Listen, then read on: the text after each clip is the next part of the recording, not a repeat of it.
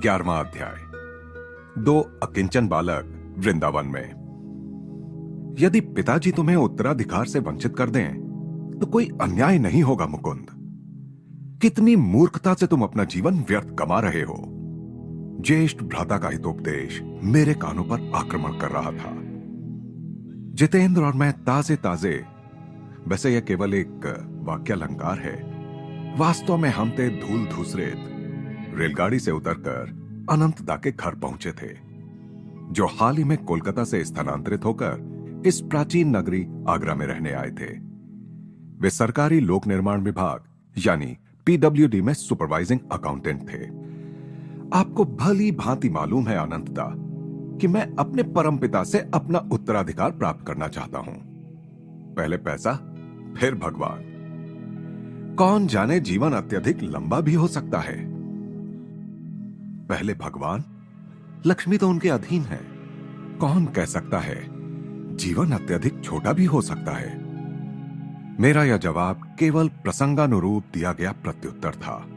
इसमें किसी पूर्वाभास का कोई संकेत नहीं था। अफसोस, अनंत का जीवन सचमुच छोटा साबित हुआ।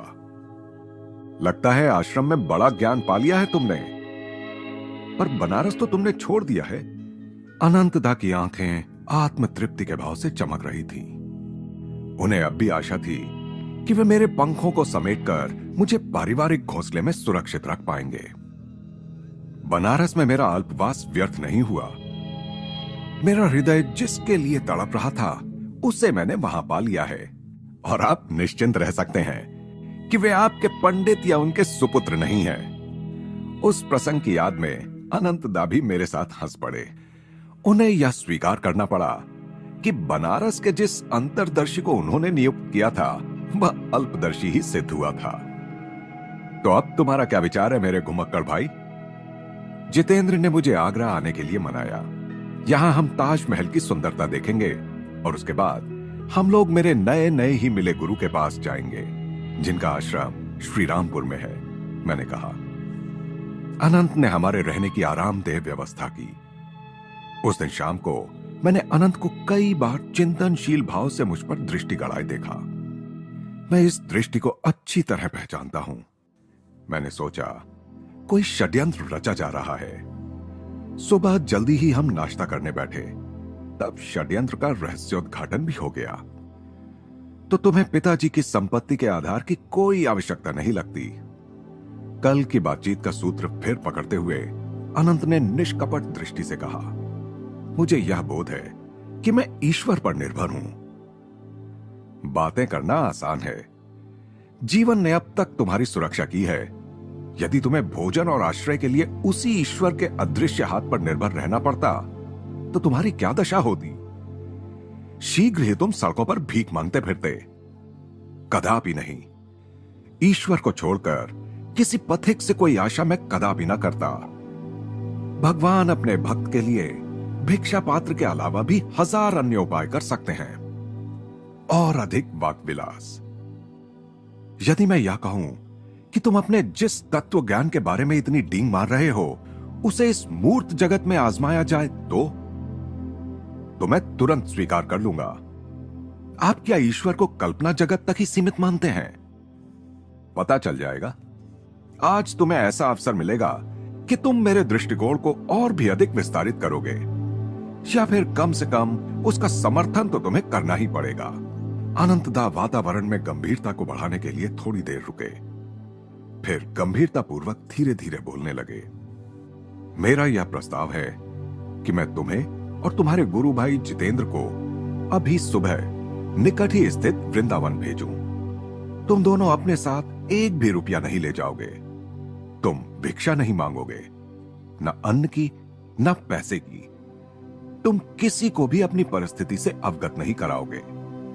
तुम भोजन से वंचित नहीं रहोगे, और तुम वृंदावन में फंस कर नहीं रहोगे। यदि आज रात 12 बजे तक इनमें से किसी भी शर्त को तोड़े बिना तुम दोनों मेरे बंगले पर लौट आओ तो मैं आगरा का सबसे अधिक विस्मयचकित मनुष्य होऊंगा। मुझे यह चुनौती स्वीकार है। मेरे शब्दों में भी और मेरे हृदय में भी कोई हिचकिचाहट नहीं थी। ईश्वर की तत्काल कृपा की कृतज्ञतापूर्ण स्मृतियां मेरे मन में कौंध गईं। लाहिड़ी महाशय की तस्वीर के सामने प्रार्थना करने से प्राणघातक हैजे से मेरी मुक्ति। लाहौर में छत पर मुझे 2 पतंगों का लीलामय ढंग से उपहार दिया जाना। बरेली में घोर निराशा के बीच सही अवसर पर तावीज का मेरे पास आना। बनारस में पंडित के आंगन के बाहर से साधु द्वारा निर्णायक संदेश का दिया जाना। जगत जननी मां का दर्शन और उनकी दिव्य प्रेम वाणी। जगत जननी द्वारा मेरी छोटी से छोटी परेशानियों को भी मास्टर महाशय के माध्यम से हटाया जाना। हाई स्कूल की अंतिम परीक्षा उत्तीर्ण करने में अंतिम क्षण में किया गया मेरा मार्गदर्शन और सर्वोच्च वरदान मेरे जीवन भर के सपनों की धुंध से प्रकट हुए मेरे जीते जागते गुरुदेव। मैं कभी भी यह मानने के लिए तैयार नहीं होता कि मेरा तत्व ज्ञान संसार की किसी भी कसौटी पर खरा नहीं उतरेगा, चाहे वह कसौटी कितनी ही कठोर क्यों ना हो। तुम्हारी यह अनुकूलता सराहनीय है।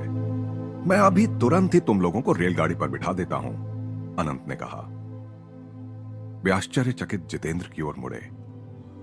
तुम्हें भी इसके साथ जाना होगा, एक गवाह के रूप में, और इस पर आने वाली आपदाओं में जिसकी संभावना अधिक है, एक सहभागी के रूप में। आधे घंटे बाद जितेंद्र और मेरे हाथ में आगरा से वृंदावन के टिकट आ गए। स्टेशन के एक एकांत भाग में जाकर हमने अनंत को अपनी तलाशी लेने दी। अनंतदा शीघ्र ही आश्वस्त हो गए कि हम कोई छिपा खजाना अपने साथ नहीं ले जा रहे थे। जो छिपाना आवश्यक था उससे अधिक हमारी सादी धोतियों में कुछ भी नहीं छिपा हुआ था। जैसे ही विश्वास ने वित्त प्रबंध के महत्वपूर्ण क्षेत्र पर आक्रमण किया तो मेरे मित्र ने विचलित स्वर में कहा, अनंतदा, अब सुरक्षा की दृष्टि से मुझे 1-2 रुपए देकर रखिए, तब मैं किसी संकट की घड़ी में आपको तार दे सकूंगा। जितेंद्र, तीव्र स्वर में मैंने उसकी भर्त्सना की, यदि तुम अंतिम उपाय के तौर पर कोई पैसा अपने साथ लोगे तो मैं इस परीक्षा में नहीं आऊंगा। सिक्कों की खनक में दिलासा देने की कोई शक्ति होती है। मेरी कठोर दृष्टि को देखते हुए जितेंद्र इससे अधिक कुछ नहीं बोला। मुकुंद, मैं निष्ठुर नहीं हूं। कोमलता की हल्की सी झलक अनंत के स्वर में आ गई थी। संभव है कि उनका अंतःकरण उन्हें धिक्कार रहा था।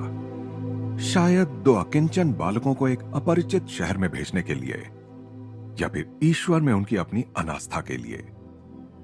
यदि संयोगवश या भगवान की कृपा से तुम इस वृंदावन परीक्षा में सफल हो गए तो मैं तुमसे कहूंगा कि तुम मुझे दीक्षा देकर अपना शिष्य बना लो। इस असामान्य परिस्थिति में उनके द्वारा की गई प्रतिज्ञा में एक विसंगति थी।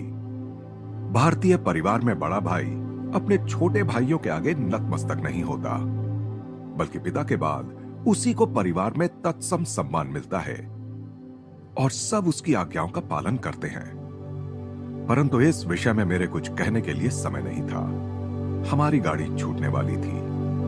गाड़ी दौड़ती जा रही थी और जितेंद्र उदास होकर खामोश बैठा था। आखिर हरकत में आते हुए वह मेरी ओर झुका और एक नाजुक स्थान पर पीड़ाजनक चुटकी काटते हुए बोला, मुझे तो कोई लक्षण दिखाई नहीं दे रहे कि भगवान हमारे अगले भोजन की कोई व्यवस्था करने वाले हैं। चुप रहो संशयात्मा, भगवान हमारे साथ हैं और हमारी सारी व्यवस्था कर रहे हैं। क्या तुम उनसे जरा जल्दी कराने की भी व्यवस्था कर सकते हो? अपने आगे की परिस्थिति के विचार से ही मैं भूख से अधमरा हुआ जा रहा हूं। मैं बनारस से ताजमहल देखने के लिए चला था, अपने मकबरे में प्रवेश करने के लिए नहीं। अब खुश हो जाओ जितेंद्र, हम आज वृंदावन के पवित्र स्थानों का पहली बार दर्शन करने जा रहे हैं ना। मुझे तो इस विचार से ही गहरा आनंद हो रहा है कि भगवान श्री कृष्ण की पद धूलि से पुनीत उस भूमि पर आज हम चलेंगे। हमारे डिब्बे का दरवाजा खुला और 2 सज्जन अंदर आकर बैठ गए। अगले ही स्टेशन पर हमें उतरना था। बच्चों, वृंदावन में क्या कोई तुम्हारी जान पहचान का है? मेरे सामने बैठा हुआ अपरिचित व्यक्ति हम में आश्चर्यजनक रुचि ले रहा था। आपको इससे प्रयोजन? बेरुखेपन से मैंने अपनी दृष्टि घुमा ली। शायद तुम लोग चित्तचोर के सम्मोहन में अपने परिवारों से भागे जा रहे हो। मैं स्वयं भक्ति प्रधान प्रकृति का मनुष्य हूं। मैं इसे अपना कर्तव्य मानता हूं कि इस असह्य गर्मी में मैं तुम लोगों के रहने खाने की व्यवस्था करूं। नहीं महोदय, हमें अकेला छोड़ दीजिए, यह आपकी बड़ी कृपा है, परंतु हमें घर से भागे हुए समझने में आप भूल कर रहे हैं। इसके आगे कोई वार्तालाप नहीं हुआ। गाड़ी स्टेशन पर पहुंचकर रुक चुकी थी। जितेंद्र और मैं प्लेटफॉर्म पर उतरे तो हमारे संयोग से सहयात्री बने सज्जनों ने हमारे हाथ थामकर एक घोड़ा गाड़ी को बुलाया। हम एक भव्य वैभवशाली आश्रम के सामने उतरे, जिसके चारों ओर सुंदर उद्यान था और सदाबहार वृक्ष थे। हमें ले आने वाले सज्जन स्पष्टतया यहां भली भांति परिचित थे। कुछ भी कहे बिना एक लड़का मुस्कुराते हुए हमें बैठक खाने में ले गया। शीघ्र ही वहां एक शालीन सौम्य दर्शना प्रौढ़ महिला पहुंची। गौरी मां, राजकुमार तो नहीं आ सके। उन दो में से एक सज्जन ने आश्रमवासी महिला से कहा। अंतिम क्षण में उन्हें अपना कार्यक्रम बदलना पड़ा। इसके लिए उन्होंने खेद व्यक्त किया है, परंतु हम दूसरे दो अतिथियों को ले आए हैं। जैसे ही गाड़ी में हमारी मुलाकात हुई, मैं इनकी ओर खिंच गया। मुझे ये कृष्ण भक्त प्रतीत हुए। अच्छा बच्चों, हम चलते हैं। भगवान ने चाहा तो फिर मुलाकात होगी, दोनों सज्जनों ने दरवाजे की ओर जाते हुए कहा। यहां तुम दोनों का स्वागत है। गौरी मां ममतामयी ढंग से मुस्कुराई। तुम्हारे आगमन का आज से अधिक अच्छा दिन दूसरा कोई ना होता। आज इस आश्रम के दो आश्रयदाता राजकुमार यहां आने वाले थे। कितने खेद की बात होती यदि मेरे बनाए पकवानों को सराहने वाला कोई ना होता। इन मधुर शब्दों का जितेंद्र पर आश्चर्यजनक प्रभाव पड़ा।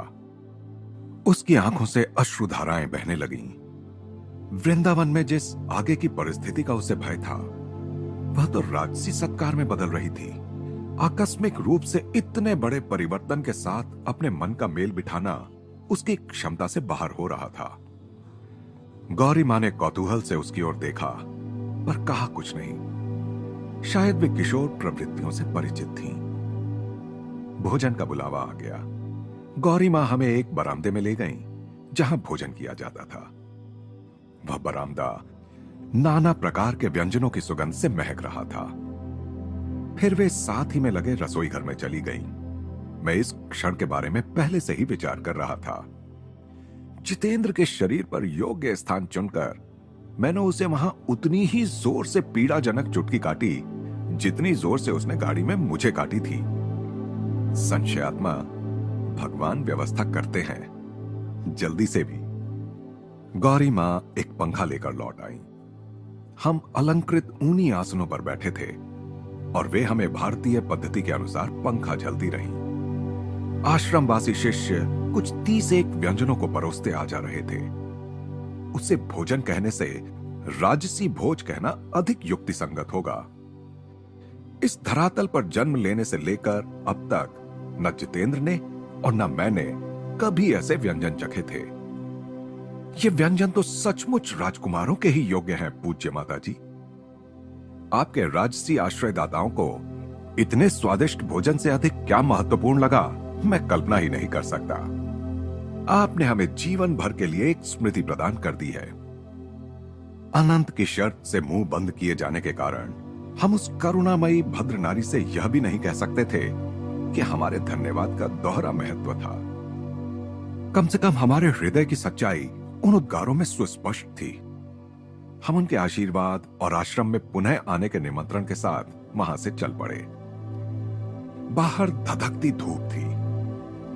जितेंद्र और मैं आश्रम के फाटक के पास स्थित एक विशाल कदम्ब वृक्ष की छाया में जाकर खड़े हो गए। वहां पहुंचते ही जितेंद्र के मुंह से तीव्र शब्दबाण चलने लगे। वह फिर एक बार शंका व्यथित हो उठा था। तुमने तो आज मुझे अच्छी मुसीबत में फंसा दिया। हमारा यह भोजन तो केवल एक संयोग था।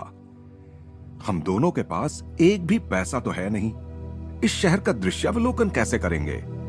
और सबसे बड़ी बात तो यह है कि बिना पैसे के तुम मुझे अनंत के घर तक वापस कैसे ले जाने वाले हो? तुम भगवान को जल्दी ही भूल जाते हो। अब तुम्हारा पेट जो भर गया है। मेरे शब्दों में कटुता तो नहीं थी, पर आरोप अवश्य था। मनुष्य के मन में दैवी कृपा की स्मृति कितनी अल्पकालिक होती है। ऐसा कोई भी मनुष्य नहीं है जिसकी कोई ना कोई प्रार्थना कभी ना कभी पूरी ना हुई हो।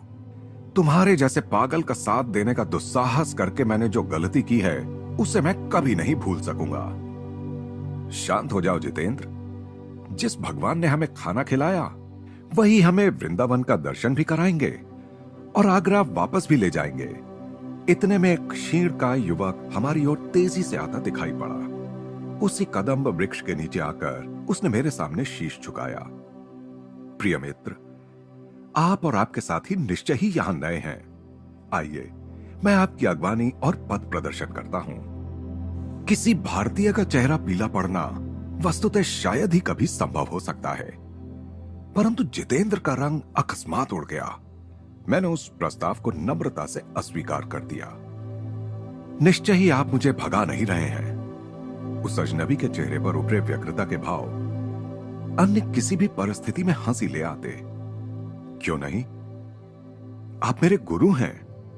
विश्वास से भरी उसकी आंखें मेरी आंखों में जिज्ञासा पूर्वक झांकने लगीं। मेरी मध्याह्न उपासना के दौरान परम कृपालु भगवान श्री कृष्ण मेरी अंतर्दृष्टि में प्रकट हुए। उन्होंने इसी वृक्ष के नीचे मुझे दो असहाय आकृतियां दिखाई। उनमें से एक आपका ही चेहरा था मेरे गुरुदेव। मैंने यह चेहरा प्रायः ध्यान में देखा है। आप यदि मेरी सेवा स्वीकार करें तो कितना आनंद होगा मुझे। मुझे भी आनंद हुआ है कि तुमने मुझे ढूंढ निकाला। ना तो भगवान ने न ही मनुष्य ने हमारा परित्याग किया है। यूं तो अपने सामने के उत्सुक चेहरे की ओर देखकर मुस्कुराता हुआ मैं निश्चल खड़ा था, तथापि एक आंतरिक प्रणाम ने मुझे प्रभु के चरणों में डाल दिया। प्रिय मित्रों, क्या आप लोग मेरे घर पधार कर उसकी शोभा नहीं बढ़ाएंगे? यह तुम्हारी बड़ी दया है, परंतु हम ऐसा नहीं कर सकते। पहले ही हम आगरा में मेरे भाई के अतिथि हैं। कम से कम मुझे आपके साथ वृंदावन घूमने की स्मृतियां देते जाइए। मैं सहर्ष तैयार हो गया। उस युवक ने, जिसने अपना नाम प्रताप चटर्जी बताया, एक घोड़ा गाड़ी रुकवाई। हम लोगों ने मदन मोहन मंदिर और कुछ अन्य कृष्ण मंदिरों में जाकर दर्शन किए। हमारा मंदिर दर्शन समाप्त होने से पहले ही रात हो गई थी। क्षमा कीजिए, मैं कुछ संदेश यानी बंगाली पेड़े ले आता हूं। प्रताप रेलवे स्टेशन के नजदीक एक दुकान में चला गया। जितेंद्र और मैं उस चौड़ी सड़क पर टहलने लगे, जो उस समय कुछ ठंडक के कारण भीड़ से भर गई थी। हमारे उस मित्र ने कुछ समय तो लगाया, परंतु फिर अपने साथ वह अनेक मिठाइयों के उपहार लेकर आया। कृपया मुझे इतना तो पुण्य कमाने दीजिए। प्रताप ने अनुरोधपूर्ण ढंग से मुस्कुराते हुए 1 रुपए के नोटों का एक बंडल और आगरा के 2 टिकट, जो उसने अभी अभी खरीदे थे, हमारे सामने बढ़ा दिए। मेरी स्वीकृति में श्रद्धा भगवान के अदृश्य हाथ के लिए थी। अनंत ने उनका इतना उपहास किया था, पर फिर भी क्या भगवान ने हमें अपनी आवश्यकता से कहीं अधिक नहीं दे दिया था? हमने स्टेशन पर एक एकांत स्थान ढूंढ निकाला। प्रताप, अब मैं तुम्हें आधुनिक युग के सबसे महान योगी लाहिड़ी महाशय के क्रिया योग में दीक्षित करूंगा। उनकी यह साधना प्रविधि ही अब तुम्हारी गुरु होगी। आधे घंटे में दीक्षा समाप्त हुई। क्रिया अब तुम्हारी चिंतामणि है, मैंने अपने नए शिष्य से कहा। जैसा कि तुमने अभी देखा, यह प्रविधि अत्यंत सरल है और इसमें मनुष्य के आध्यात्मिक विकास की गति बढ़ाने की प्रक्रिया निहित है। हिंदू शास्त्र कहते हैं कि जन्म लेने वाली आत्मा को माया से मुक्त होने के लिए 10 लाख वर्ष लगते हैं।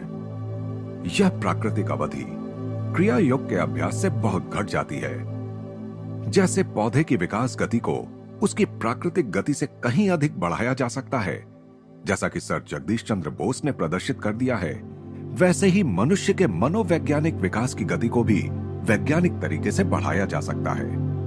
निष्ठापूर्वक साधना करो, तुम समस्त गुरुओं के गुरु के पास पहुंच जाओगे। प्रताप ने गंभीर होकर विचारपूर्वक कहा, इस चिरिच्छित यौगिक कुंजी को पाकर मैं जैसे दूसरे लोकों में पहुंच गया हूं। मेरे इंद्रिय बंधनों से उद्धार करने वाला इसका प्रभाव मुझे उच्चतर अनुभूतियों के लिए मुक्त कर देगा। अंतर्दृष्टि में आज भगवान श्री कृष्ण का दर्शन मेरे परम मंगल का ही द्योतक है। हम थोड़ी देर शांत बैठे रहे, फिर धीरे धीरे स्टेशन की ओर चलने लगे। जब मैं गाड़ी में चढ़ रहा था, तो मैं तो आनंद से भरा था, पर जितेंद्र के लिए आज आंसू बहाने का ही दिन था। प्रताप से प्रेमपूर्ण विदा लेते समय मेरे दोनों ही साथियों के गले से दबी हुई सिसकियां निकल रही थी। इस यात्रा में जितेंद्र फिर एक बार गहरे दुख में डूबा हुआ था। इस बार अपनी खातिर नहीं, बल्कि अपने विरुद्ध। मेरा विश्वास कितना उथला है, मेरा हृदय पत्थर बना हुआ था। अब फिर कभी मैं भगवान के संरक्षण के प्रति संदेह नहीं करूंगा। मध्य रात्रि होने को थी। अकिंचन अवस्था में भेजे गए उन दो बालकों ने अनंत के शयन कक्ष में प्रवेश किया। जैसा कि उन्होंने बातों बातों में यूं ही कह दिया था, उनका विस्मय चकित चेहरा अब देखते ही बनता था। मैंने चुपचाप एक टेबल पर रुपयों के नोटों की वर्षा कर दी। जितेंद्र, सच सच बताओ, अनंतदा मजाक करने के अंदाज में बोले। इस लड़के ने रास्ते में किसी को लूटा है ना? परंतु जैसे जैसे यात्रा की कहानी खुलती गई, मेरे भाई शांत होकर फिर गंभीर हो गए। मांग और पूर्ति का नियम, जैसे मैंने सोचा था, उससे कहीं अधिक सूक्ष्म स्तर पर कार्य करता है। अनंत एक ऐसे आध्यात्मिक उत्साह के साथ बोल रहे थे जो उनमें पहले कभी दृष्टिगोचर नहीं हुआ था। तिजोरियों और इस संसार की सामान्य चीजों के संचय के प्रति तुम्हारी उदासीनता को आज पहली बार मैं समझ पा रहा हूं। रात बहुत बीत गई थी, तब भी अनंतदा ने आग्रह किया कि उन्हें उसी समय क्रिया योग की दीक्षा दी जाए। गुरु मुकुंद को एक ही रात में दो दो अनचाहे शिष्यों की जिम्मेदारी अपने कंधों पर लेनी पड़ी। दूसरे दिन प्रातःकाल का जलपान एक ऐसे मधुर और मिलनसार वातावरण में संपन्न हुआ जिसका पहले दिन नितांत अभाव था। मैं जितेंद्र की ओर देखकर मुस्कुराया। तुम ताजमहल देखने से वंचित नहीं रहोगे। श्रीरामपुर के लिए निकलने से पहले हम उसे देखने चलते हैं। अनंतदा से विदा लेकर मेरा मित्र और मैं शीघ्र ही आगरा के गौरव ताजमहल के सामने पहुंचे। सूर्य के किरणों में चमकते श्वेत संगमरमर से बना ताजमहल शुद्ध अनुपात संगति का मूर्तिमान रूप है। काले घने सरू के वृक्ष, चमकदार हरियाली और प्रशांत जलाशय का दृश्यपट उसके श्रृंगार को पूर्ण कर देता है। अत्यंत बारीक नक्काशी की रत्न जड़ित जालियों से बना भीतरी भाग अति सुंदर है। भूरे तथा बैंगनी रंग के संगमरमर से बना अत्यंत नाजुक बेलबूटा अति सुंदर है। गुंबज की रोशनी शहंशाह शाहजहां और उसकी सल्तनत एवं दिल की मलिका मुमताज महल की कब्रों पर पड़ती है। अब दृश्यावलोकन बहुत हो गया। मैं अपने गुरु के पास जाने के लिए आतुर हो रहा था। शीघ्र ही जितेंद्र और मैं रेलगाड़ी से दक्षिण दिशा में बंगाल की ओर जा रहे थे। मुकुंद, मैंने कई महीनों से अपने परिवारजनों को नहीं देखा है। मैंने अपना इरादा बदल दिया है। शायद फिर कभी मैं तुम्हारे गुरु से मिलने श्रीरामपुर आऊंगा। मेरे मित्र ने, जिसे सौम्य भाषा में अस्थिर चित्त कहा जा सकता है, कोलकाता में मेरा साथ छोड़ दिया। मैं एक लोकल ट्रेन पकड़कर शीघ्र ही कोलकाता के उत्तर में 12 मील पर स्थित श्रीरामपुर पहुंच गया। जैसे ही मुझे यह एहसास हुआ कि बनारस में गुरुदेव से मिले ठीक 28 दिन बीत गए थे, विस्मय से मेरा हृदय धड़कने लगा। तुम 4 सप्ताह में मेरे पास आ जाओगे। और आज मैं धड़कते हृदय से रायघाट लेन में उनके आंगन में खड़ा था। आज पहली बार मैंने उस आश्रम में प्रवेश किया था जहां मैं अपने जीवन के अगले 10 वर्षों के सर्वोत्तम अंश भारत के ज्ञानावतार के साथ बिताने वाला था।